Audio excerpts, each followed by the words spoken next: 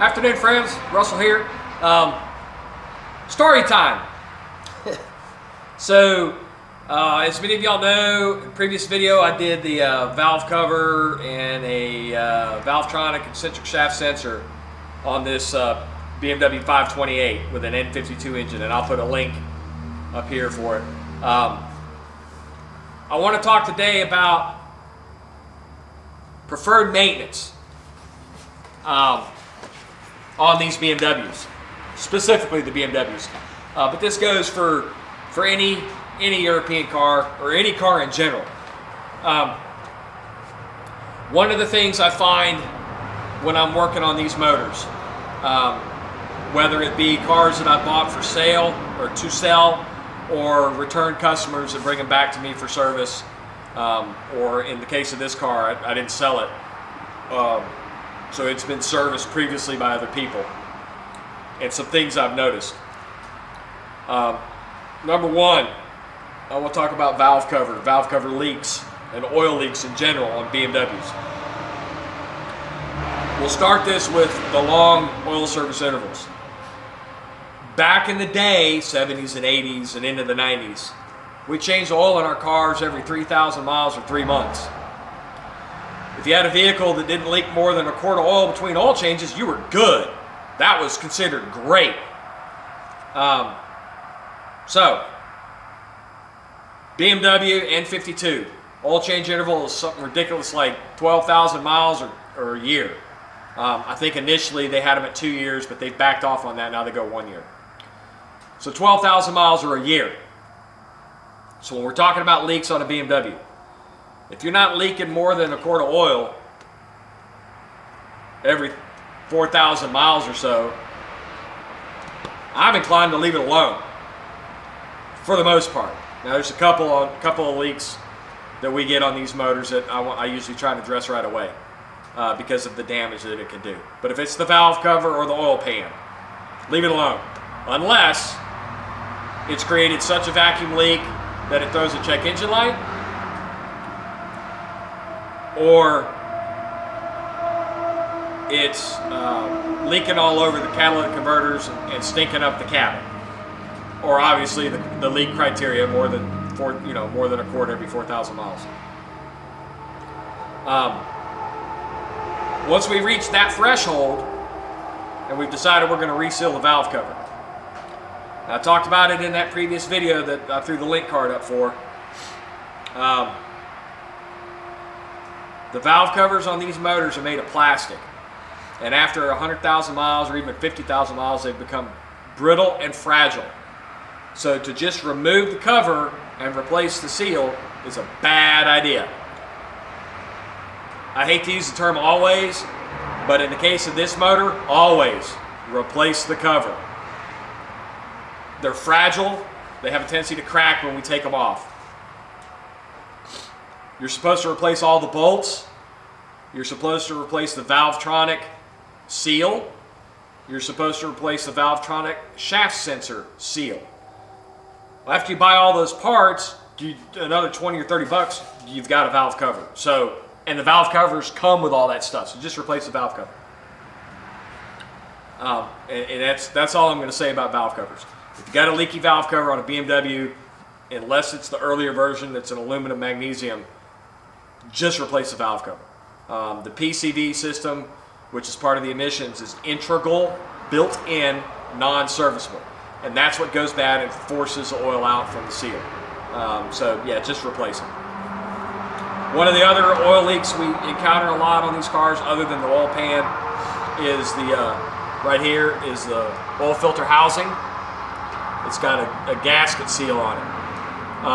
When this one starts to leak, it leaks down onto the belts, and if the belt on this motor breaks, it's about a 50-50 chance that it gets sucked into the crankshaft, because the front of the crank pulley has a big balance vibration weight on it. So the belt can't walk off the front, it has to go back, and it'll walk itself right back through the crankshaft.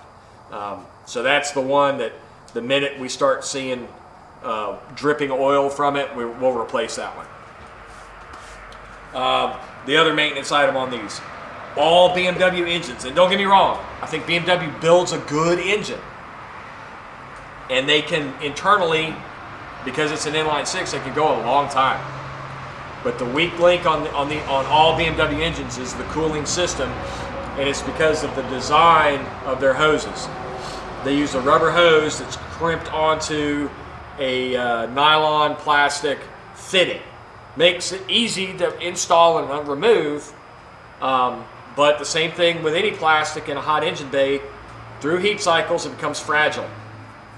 So anytime we do cooling system maintenance on a BMW, my recommendation is to replace every hose in the engine bay, every single one of them. So if we do a water pump, like on this motor has an electric water pump, if I do a water pump thermostat on it, we replace all the hoses. And that goes for any of the BMWs, E46, E90, these F-Series chassis cars, the X-Line, all of them. Anytime we do cooling system work, we replace every hose, especially on the turbocharged cars, which this one is not, because the cooling reservoir on the turbocharged cars is actually sitting above the turbos. So this is a weak point as well.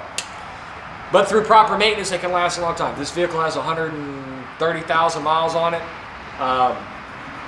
and it runs great now that we've fixed everything. And the only reason we had to fix things is because they took it to a shady mechanic before and didn't know what the F he was doing. Good motors. Spark plugs. And I don't care if it's a BMW, Porsche, Audi, Volkswagen, Chevrolet, Ford, Lamborghini, Ferrari, I don't care. Modern ignition systems are very finicky. They are very in tune to the exact impedances or resistance of the plugs, of the coil packs, of everything. People have forgotten that you have to change spark plugs. In the N-52 engine, the spark plugs have to be changed to 60,000 miles. BMW specs an NGK laser platinum, not ruthenium, not iridium, laser platinum plug, or in many cases a double platinum. I'm a huge fan of NGK plugs. Why? Because BMW uses them. Volkswagen uses them. Audi uses them. Mercedes uses them. Nissan, Honda. I've even seen brand new Chevys pull out the plug, it's an NGK. So, notwithstanding the brand, but whatever plug went in it, so if it was a double platinum that came out, original, that's what you need to put in. In the case of BMWs, every BMW engine, with the exception of 2 inline 6s, use an NGK plug. The 2 exceptions here in the United States, specific United States, are the N-54 twin turbo and the N-55 twin power turbo. The differences between the two is a discussion all on its own. In the US, the boost isn't cranked up as high as it is in the rest of the world, so the plugs they use are a little bit hotter, and they're Bosch plugs. So that's the only exception, because you cannot get an NGK plug for them. But yes, ignition service. If a copper core plug came in it, a copper core plug needs to go back in it. If a single platinum went in it, then that's what you need to use in it. If it was a double platinum or a laser platinum, that's what you need to use.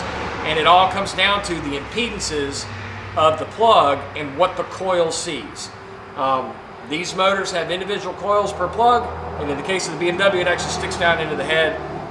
That's a whole nother discussion about wearing parts out. But spark plugs, whatever came out, that's what needs to go in. There is no, on a stock engine, there is no performance or longevity to be gained from changing what the factory installed. In many cases, by changing it, you've altered the ignition mapping, and now your computer's playing catch up.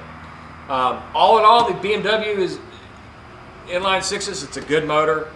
There are maintenance items that have to be done on schedule. They're not you can wait on it.